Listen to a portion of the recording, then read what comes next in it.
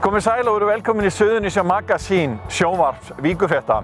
Í þætti vikunnar höldum við áfram að ræða við góðsögnina Guðna Kjartansson, en hann var fyrirliði gullaldaliðs Keflavíkur í knattspyrnu á sínum tíma. En Keflavíkurliði lék meðal annars við mörg af stórliðum Evrópu. Og það fyrsta reynsla mín að spila á móti Stjörnu leikmanni, sem Florian Albert, sem var